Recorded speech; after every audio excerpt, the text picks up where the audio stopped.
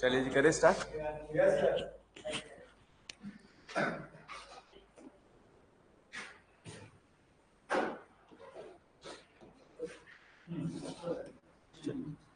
Last class के अंदर हमने किसके बारे में पढ़ा था?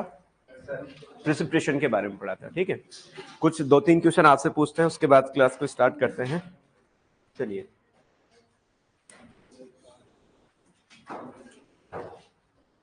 Water droplet reflected back before the reaching the ground surface, उसको हम क्या बोलते हैं?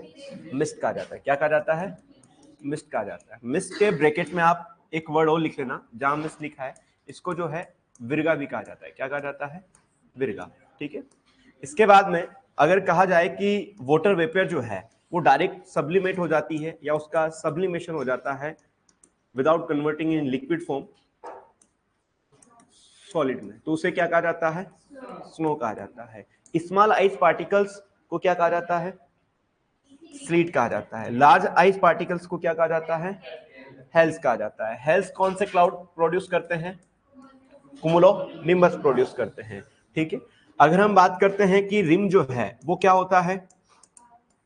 रिम जो है किसे कहा जाता है? फ्रीजिंग फॉग को क्या कहा जाता है? रिम कहा जाता है। ग्लेज जो है किसका दूसरा नाम है? ग्लेज किसका सेकंड नाम है? फ्रीजिंग का नाम है। किसका नाम है? फ्रीजिंग का। ठीक है, कौन सी कंडीशन जो है वो फॉग के लिए सही नहीं है? Which one is not correct in relation to fog formation? बताइए। Less than 750% RH, dew temperature, wind calm, या all of the above right? कौन सा?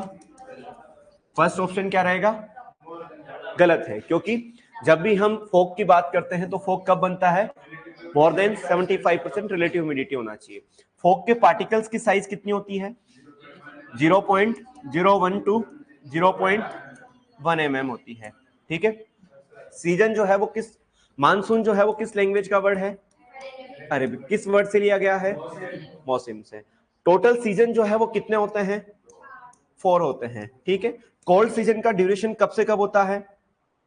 कोल्ड सीजन या जिसे हम विंटर सीजन बोलते हैं कब होता है? जनवरी से फरवरी। ठीक है, प्री मानसून का या फिर हम कहें कि वार्म सीजन का या समर सीजन का मार्च से मई। मानसून सीजन का जून से सितंबर। उसके बाद पोस्ट रेनी सीजन का या पोस्ट मानसून सीजन का अक्टूबर से दिसंबर। मावट जो है वो इंडिया के कौन से रीजन के अंदर केवल रेनफॉल करता है? नॉर्थ इंडिया के अंदर। मावट के द्वारा जो रेनफॉल होती है और जो रेन ड्रॉप्स होती है उनको किस नाम से जाना जाता है?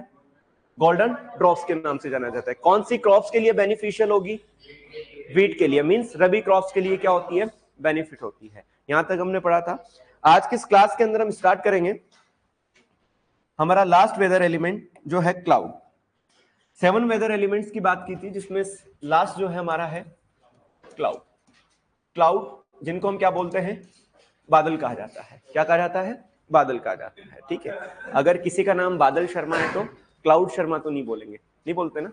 चलिए, क्लाउड की जब भी हम बात करते हैं तो आपने देखा होगा कि जब वाटर वेपर अपर एटमॉस्फेयर में जाती है और वहां पर जब कंडेंस हो जाती है, संघनित हो जाती है, तो एक एग्रीगेट फॉर्म में हमें जो दिखाई देते हैं उनको हम क्या बोलते हैं? क्लाउड। तो क्लाउड जो है an aggregate form of minute water droplets. Clouds are the an aggregate form of minute droplets of water which suspended in atmosphere। उन्हें हम क्या बोलते हैं? बादल कहा जाता है या फिर क्लाउड कहा जाता है। यानी जो माइन्यूट ड्रॉपलेट्स ऑफ वाटर होती है वो आपस में सस्पेंड होती है कहां पर? एटमॉस्फेयर में। और जो उनकी एग्रीगेट फॉर्म है उसे क्या कहा जाता है? क्लाउड कहा जाता है। आपने देखा होगा जब आप 10th में या 12th में जब थे, या अभी भी जब आपके भाई बहन जब ज्योग्राफी पढ़ते होंगे, तो एक एटलस आता है। ठीक है, एटलस जिसके अंदर डिफरेंट मैप्स होते हैं। ठीक है, उसके अंदर कुछ मैप्स को अलग अलग तरीके से क्लासिफाई किया जाता है, ये रिवर का है या फिर जो भी है, समझे इस चीज को। तो इसी तरीके से एक हमारा इंस्टीट्यूट बना था, मैंने आपको पहले भी बताया, वर्ल्ड मीटेरोलॉजिकल ऑर्गेनाइजेशन, जिसको हम क्या बोलते हैं? WMO कहा जाता है, वर्ल्ड मीटेरोलॉजिकल ऑर्गेनाइजेशन, जो कहां पर है? जेनेवा। और जेनेवा कहां है? स्विट्जरलैंड में। जेनेवा स्विट्जरलैंड में इसकी स्थापना कब हुई थी? 23 मार्च 1950 को। ठीक है, इस वजह से 23 मार्च को क्या मनाया जाता है? वर्ल्ड मीटेरोलॉजिकल डे जो है क्या किया जाता है? सेलिब्रेट किया जाता है, वर्ल्ड मीटेरोलॉजिकल डे। इस जेनेवा स्विट्जरलैंड के अंदर जो WMO है, इन्होंने एक एटलस बनाया जिसको कहा गया इंटरनेशनल क्लाउड एटलस। कौन सा एटलस है? International cloud Atlas. इस इंटरनेशनल क्लाउड एटलस ने क्लाउड को जो क्लासिफाई किया था, क्लाउड्स को जो क्लासिफाई किया वो कितने पार्ट्स में किया? 10 पार्ट्स में। कितने पार्ट्स में किया? 10 पार्ट्स में। सबसे पहली चीज, क्लाउड की डेफिनेशन आपसे नहीं पूछी जाएगी, ठीक है? याद क्या रखना है कि WMO एक ऐसा इंस्टीट्यूट है जो वर्ल्ड मीटेरोलॉजिकल ऑर्गेनाइजेशन के लिए बनाया गया है जेनेवा स्विट्जरलैंड के अंदर, जिसकी स्थापना 23 मार्च 1950 को हुई है। इस वजह से 23 मार्च को क्या कहा जाता है? वर्ल्ड मीटेरोलॉजिकल डे सेलिब्रेट किया जाता है। और WMO के अंदर जो है 1956 में, कब?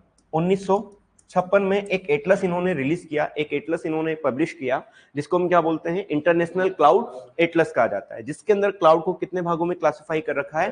10 पार्ट्स में क्लासिफाई कर रखा है। यहां तक क्लियर है? लेकिन एक और बेसिक क्लासिफिकेशन है जो कि आपको पता होना चाहिए। बेसिक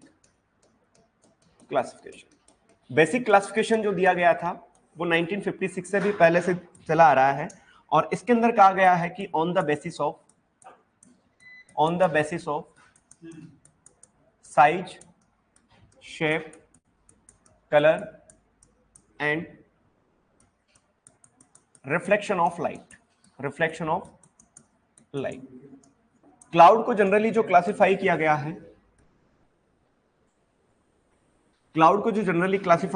है, वो 3 पार्ट्स में किया गया है। कितने पार्ट्स में? 3 पार्ट्स में। इन 3 पार्ट्स में आपको याद रखना है, फर्स्ट होते हैं सीरस। क्या होते हैं? सीरस। सेकंड होते हैं स्ट्रेटस, और थर्ड होते हैं कुमुलस। अच्छा, वापस वो दिक्कत, एक बार बुलाना यार जगदीश जी को।